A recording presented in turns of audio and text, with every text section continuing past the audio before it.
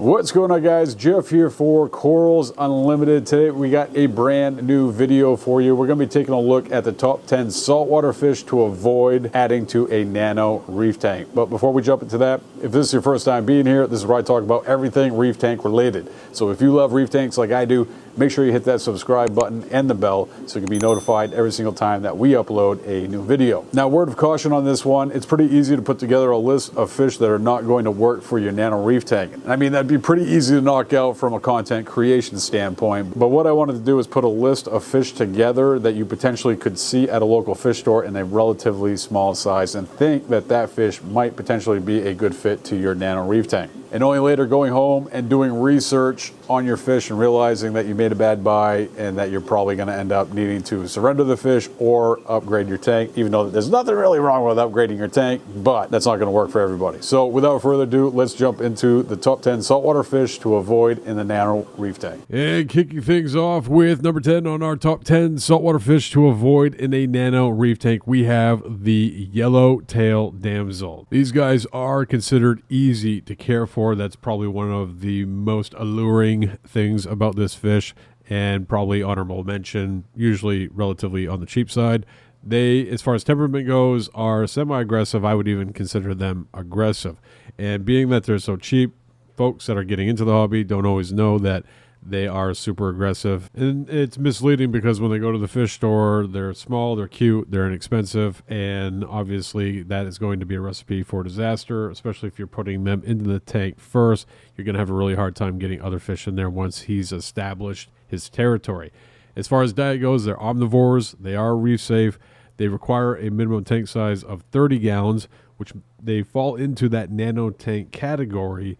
But because they are so aggressive, and if you add them first to the tank, you are going to run into problems with them. And that is for all damsels, not just the yellowtail damsel. And last but not least, max size on these guys is 2 to 3 inches. Coming in at number 9 on our top 10 saltwater fish for a nano reef tank that you should avoid, we have the Tomini tang. These guys are considered moderate care level, semi-aggressive in their temperament. They are herbivores. That's one of the main reasons that we like to use tangs, so they can help clean the tank up and remove that excess algae from the system. They are considered to be reef safe. Minimum tank size on these guys is 70 gallons, and they can grow upwards of 6 inches. Now, for tanks that are over the 70-gallon mark, I really like the Tomini tang. They are a great worker. They do a phenomenal job at removing algae from the system, but they can be a little bit on the territorial side, even more so than your typical tangs. They do not like new additions to the tank. So if you're planning on putting a Tomini in your tank, I would put them towards the end of the stocking plan to make sure that you're set up for success with your reef tank. Coming in at number 8 on our top 10 saltwater fish to avoid in a nano reef tank, we have the Maroon clownfish. These guys are easy to care for, aggressive in their temperament, omnivores with the diet. They are considered to be reef safe, require a minimum tank size of 30 gallons. We'll get into that in a little bit more detail here in a minute.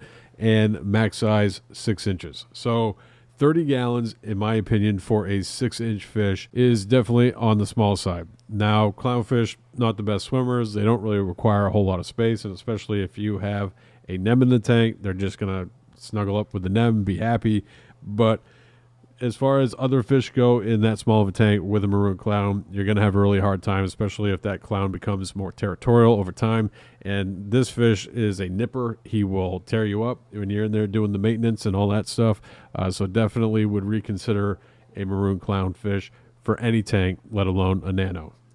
Coming in at number 7 on our top 10 saltwater fish to avoid in the nano reef tank, we have the flame angel. These guys are moderate care level, semi-aggressive in their temperament, omnivores with the diet. They are reef safe with caution. They have been known to nip a coral or two, require a minimum tank size of 70 gallons, and can grow upwards of 4 inches. These guys are active grazers, and that's why they require a little bit more tank size. It has a lot to do with the amount of rock and hiding space and that sort of thing, but they're going to be working the rock all day, and that's really where the coral nipping thing comes into play. The word of caution with this fish is they do not like to be quarantined. They don't do well with chemicals. You can do an observation where you have them isolated, make sure that you're not putting a sick fish into your system, but definitely don't want to hit them with any copper or formalin. That stuff's going to be a little bit too much for them. And lately, I have been just kind of doing the observation, running UV and that sort of thing to make sure this fish is healthy before putting them into an established reef tank. Coming in at number 6 on our top 10, we have the banana wrasse. These guys are easy to care for, aggressive in their temperament, carnivores with the diet. They are not considered to be reef safe and require a minimum tank size of 125 gallons and can grow upwards of a foot. And all of that is a no-go for a nano. Coming in at number 5 on our top 10 saltwater fish to avoid in a nano reef tank is the blue hippo tang. These guys are moderate care level, semi-aggressive in their temperament, like most tangs will be. As far as diet goes, they are the herbivores, or at least they're classified as the herbivores, even though that we all know that if we're throwing brine shrimp or mysis shrimp in the tank, they loves it and will eat it. Blue hippo tangs are reef safe, but they require a minimum tank size of 180 gallons and can grow upwards of a foot. Now, the reason that they even would remotely land on this list is more often than not, when you go to the local fish store, you see a little blue hippo tang that came in. They are super tiny. I literally had the smallest blue hippo tang come into the store 2 weeks ago, and it was probably the size of my thumbnail. It's the smallest one I've ever seen. And if you go to the local fish store, you see that, and you're like, the cute factor kicks in. You're like, I'm going to put that in a nano, which if it's a tank-raised fish, it's probably going to do all right for a while. And, you know, obviously it's going to give it some time to grow up. But eventually this fish grows upwards of a foot and is going to need a much larger aquarium. And on a long enough timeline, it's not a good fit for a nano tank. Coming in at number 4 in our top 10 saltwater fish to avoid in the nano reef tank, we have the one-spot foxface rabbit fish. These guys are moderate care level, peaceful in their temperament, herbivores with the diet. They are reef safe with caution. Sometimes they can get a bit naughty if they're underfed a little bit. Minimum tank size is 70 gallons and can grow upwards of 8 inches. This is one of the smallest foxface rabbit fishes in the hobby. 8 inches is a whole lot of fish. Not to mention that they're also venomous, so you want to make sure you're handling this fish with care, and that's why they're not a good fit for a nano reef tank. Coming in at number 3 in our top 10 saltwater fish that are not ideal for a nano reef tank, we have the Longnose hawkfish. These guys are easy to care for, semi-aggressive in their nature like most hawkfish are. The diet is carnivore. They eat the meats. They are reef safe with caution, and that's not so much a coral thing as it is a invert thing. Sometimes hawkfish can get a bit naughty with your shrimps and your snails and hermit crabs. But on another note, the longnose hawkfish, in my experience, has been one that is a little bit better behaved than the other hawkfish out there. As far as minimum tank size goes, these guys require 30 gallons, so they're falling into that nano reef tank size, but they grow upwards of 5 inches. Now, all of that has to do with the fact that they are not good swimmers. They do more perching than they do swimming, which makes them an interesting addition to a reef tank, but most likely not the best fit for a nano reef tank.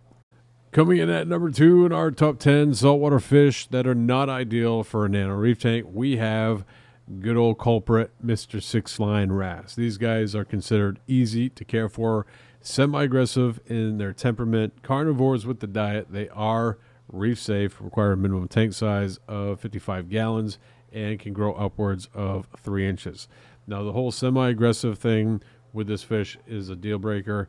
The problem with this fish is it is not sexually dimorphic, so you can't tell the males from the females, and males are a harem-style breeder. They like to have a group of ladies, and once sexual maturity kicks in, they tend to be a little bit aggressive with their ladies if they have a bunch of ladies. Now, in a tank that there are no ladies, he's going to try to control all of the fish in the tank and sometimes just downright be nasty to them. And that's why he's not a good fit for a small tank.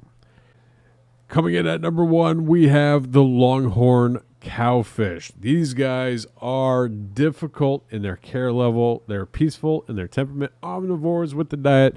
They are reef safe with caution, require a minimum tank size of 250 gallons, and can grow upwards of a foot and 8 inches. And the reason that this fish is on the list is because often when you see them at the store level, they're small and super cute, and people fall in love with them. but they're not going to be a good fit for a nano. Now, one thing I will say about some of these fish on this list, some of them are actively bred in captivity, and you can find them really, really small. Now, that's not to say that you can't put one of these fish in a nano reef tank for a period of time, and then as they grow, upgrade them or surrender them to a bigger home so that they can live a full and happy life. But if you want to learn more about nano reef tanks, check this video out. I will see you over there.